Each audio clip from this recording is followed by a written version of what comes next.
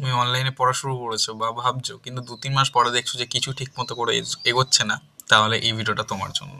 কারণ এই ভিডিওতে আমি কথা বলবো যে অনলাইনে যারা স্টাডি করছে বা যারা ভাবছে যে আমরা অনলাইন স্টাডি করব, তাদের কী কী প্রবলেম আসে বা আসছে এবং সেগুলো কীভাবে আমরা সমাধান করতে পারি। তো আমি 5-6টা টপিক নিয়ে আলোচনা করব, সেই টপিক এবং তার সমাধান নিয়ে কথা বলবো। তো যদি ইন্টারেস্টেড থাকো তাহলে ভিডিওটা পুরোটা দেখতে পারো, আশা করি ক্ষতি হবে না। তো বেশি ভাট না বকে প্রথম পয়েন্টে আসি। যে ফার্স্ট যে আমাদের প্রবলেমটা আসে সেটা হচ্ছে কোনো ফিক্সড রুটিন ফলো না করা।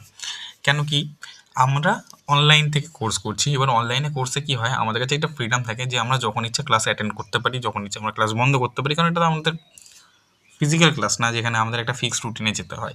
এখানে কী হয়, যদি সকাল 8টার সময় একটা ক্লাস থাকে আর আমি ঘুম থেকে উঠছি সকাল 10টার সময়, এবং তারপরে আমি ফ্রেশ হয়ে আমি ঠিক আছে সকাল 8টার ক্লাসটা আমি দিনে 11টার সময় আমি করে নেবো। এভাবে যে আমাদের যে একটা প্রোগ্রাম, যে আমার মাইন্ডটা যেভাবে প্রোগ্রাম হয় যে এই সময় এই ক্লাসটা, এই সময় এই ক্লাসটা, সেটা আমাদের ফিক্সড থাকে না। তো এইভাবে আমাদের ব্যাকলগও বাড়তে থাকে, আর পড়ার প্রতি আমরা ইন্টারেস্টটাও একটু কম আসতে থাকে। তাই প্রথম যে ভুল, যে একটা ফিক্সড রুটিন ফলো করো, একটা নিজের একটা রুটিন বানিয়ে নাও যে কীভাবে কী করবে না করবে, এবং সেই রুটিনটাকে ফলো করার চেষ্টা করো, ঠিক আছে। এবার সেকেন্ড প্রবলেমে যাচ্ছি, যে যেখানে টু মেনি টিচার্স থাকে, যেখানে, কারণ এবার আমরা অনলাইনে পড়ছি, এবার অনলাইনে যে আমাদের একজনাকেই ভালো লাগবে তা না, আমাদের হতে পারে আমাদের একের অধিক টিচারকে আমাদের ভালো লাগতে পারে। সেখানে কি হয়, আমি প্রথম জিকে জিএস নিয়ে বলি। ধরো, সরি, জিকে জিএস নিয়ে বলি, তাহলে জিকে জিএসে কী হয়, জিকে জিএসে আমাদের কাছে অনেক করে টিচার থাকে। এবার হতে পারে আমি ওই সাইডে হিস্ট্রি ভালো করে বুঝতে পারছি, কিন্তু বায়োলজি ঠিক করে বুঝতে পারছি না, বা বায়োলজি বুঝতে পারছি, অন্য কোনো সাবজেক্ট বুঝতে পারছি না। তখন কী হয়, আমরা একটা এই স্যারের কাছ থেকে একটা সাবজেক্ট পড়ে নিচ্ছি, ওই স্যারের কাছ থেকে একটা সাবজেক্ট পড়ে নিচ্ছি। এবার আমাদের নোট হয়ে যায় মাল্টিপল। মানে এই স্যারের কাছে তো আমি হিস্ট্রি পড়েছি, এবার এই আমার প্রথম টিচার বলে এর কাছে আমি বায়োলজিও পড়ছি। এবার কিন্তু আমি বায়োলজি বুঝতে পারিনি, সেই জন্য আমি অন্য টিচারের কাছে বায়োলজির নোট চলে এসেছে। আর দুটো বায়োলজির নোট আমাকে রিভিশন দুটোই করতে হবে, কিন্তু এই দুটোই যদি রিভিশন করতে যায়, আমার এতটা সময় নেই একটা সাবজেক্টের প্রতি, যেখানে আমি মাল্টিপল রিভিশন দুটো আলাদা আলাদা জিনিসে করবো। আমি মাল্টিপল রিভিশন করবো কিন্তু একটা সিঙ্গেল জিনিসে, তারপরে তো ইফেক্টিভ আসবে নাকি। তো সেটা হয় না, তাই 2 মিনিট টিচার্স রাখা বন্ধ করতে হবে। সিম্পল সাবজেক্ট প্রতি কয়েকটা টিচার, যে আমি একেই ফলো করব, এই যা বলছে একেই, তাকেই বিশ্বাস করব এবং তাকেই ফলো করব, এরকম মাইন্ডসেট রেখে আমাদের চলা উচিত। যেখানে আমরা সিঙ্গেল টিচার বা যে কটাকেই আমরা টিচার ফলো করি না কেন, তাদের বাইরে আমি কোনো কিছু দেখবই না। এখান থেকেই আরেকটা প্রবলেম চলে আসে, যেখানে হচ্ছে টু মেনি কোর্স। মানে কি হয়, যে আমরা একটা কোর্স কিনে নিলাম, কোর্স কেনার 2-3 মাস পরে দেখলাম যে না, এটা আমার সেই এক্সপেকটেশনটা ম্যাচ করতে পারছে না, যে এক্সপেকটেশন নিয়ে আমি ভেবেছিলাম যে এই কোর্সটা আমি সেভাবে এগোবো। কারণ আমার ব্যাকলগ জমে গেছে, আমি অনেক করে ক্লাস নিতে পারিনি, অনেক করে আমার নোটস বানানো হয়নি, এবার তো আমি পিছিয়ে গেলাম। ওদিকে নতুন একটা টিচার বলছে যে আমি এখন তো মার্চ মাস আসছে, সামনে মার্চ মাসের থেকে আমি 1 তারিখ থেকে নতুন কোর্স করবো, যেখানে আমি একদম জিরো থেকে শুরু করবো। আর এখানে দেখছি আমি তো এখানে জানুয়ারি থেকে শুরু করেছিলাম, জানুয়ারি ফেব্রুয়ারিতে আমি 2 মাসে অনেকটা পিছিয়ে গেছি, তাহলে আমি নতুন কোর্স কিনে নিই। এইভাবে করতে করতে 2-3খানা কোর্স জমে যায় আমাদের কাছে, আমরা অনেক কিনেও ফেলি, সেখানে প্রবলেম হয়ে যায়। এবার এইদিকেও ঠিকঠাক হচ্ছে না, ওটাও ঠিকঠাক হচ্ছে না, তুমি প্রবলেমটা ঠিক না করলে তোমার এই কোর্সেও যা অসুবিধা এসছে, পরের কোর্সেও তোমার তাই অসুবিধা হবে। এবার টু মেনি কোর্স না করে যে কোনো একটা কোর্স কেনো, বিশ্বাস রাখো পুরো বছরটাকে সেভাবে ইয়ে করো, ঠিক আছে, ওভাবে চলো। ওই বহুত কোর্স কিনে কিছু হবে না, কারণ এইভাবে তোমার আরও মাইন্ডটা হেজি হতে থাকবে, আর ইফেক্টিভ স্টাডি তো বাদ দাও, তোমারই হয়ে যাবে, ঠিক আছে, খেলা হয়ে যাবে। এখান থেকে আবার একটা প্রবলেম আছে, মানে সূত্র ধরে ধরে আসছে, যেখানে হচ্ছে নোটস জমে যায় বা রিভিশন শূন্য হয়ে যায়। মানে টিচারের কাছে আমি তো লাইভ ক্লাস করে নিয়েছি ভাই, আমি ক্লাস দেখে নিলাম, ও ভাবলাম যে আজকে 4 ঘন্টা বা 6 ঘন্টা আমি ক্লাস শুধু ভিডিও দেখে, মানে ভিডিও আছে এরকম একটা আমার যে ফোন আছে, আমি জাস্ট অনলাইনে ভিডিও দেখে নিচ্ছি এভাবে, আর দেখি ভাবছি পড়া হয়ে গেছে, বাট পড়া হয়নি। তুমি জাস্ট ভিডিও দেখেছো, তুমি ক্লাস অ্যাটেন্ড করেছো, তুমি কিছু পড়োনি। তুমি যে ক্লাসটা অ্যাটেন্ড দেখার পরে ওটাকে রিভাইজ দিতে হবে, মানে ক্লাসটা তুমি যে 6 ঘন্টা বা 4 ঘন্টা যেটা দেখলে, ওটা তোমার 40% কাজ হয়েছে, 60% তোমাকে নিজের প্রতি খাটতে হবে।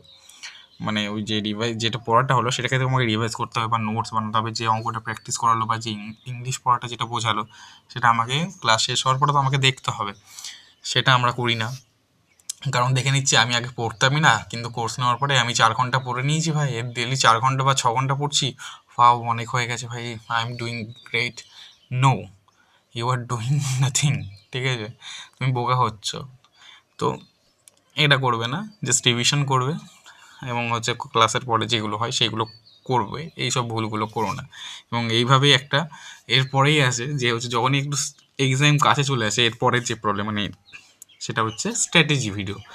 ভাই এক্সাম মানে তুই স্টাডির থেকে বেশি তুই স্ট্র্যাটেজি ভিডিও দেখে নিচ্ছিস কেন ভাই? এত স্ট্র্যাটেজি দেখে কী করবি? জাস্ট সিঙ্গেল স্ট্র্যাটেজি, সবার ক্ষেত্রে সব স্ট্র্যাটেজি কাজ করে না। আমি আমি এই যে আমি প্রীতম প্রামাণিক, আমি যে স্ট্র্যাটেজি ফলো করি, যেখানে তুমি যে বসে আছো তোমার নাম XYZ, আমি তো নাম জানি না তুমি কি দেখছো, কমেন্ট করবে তবে জানবো।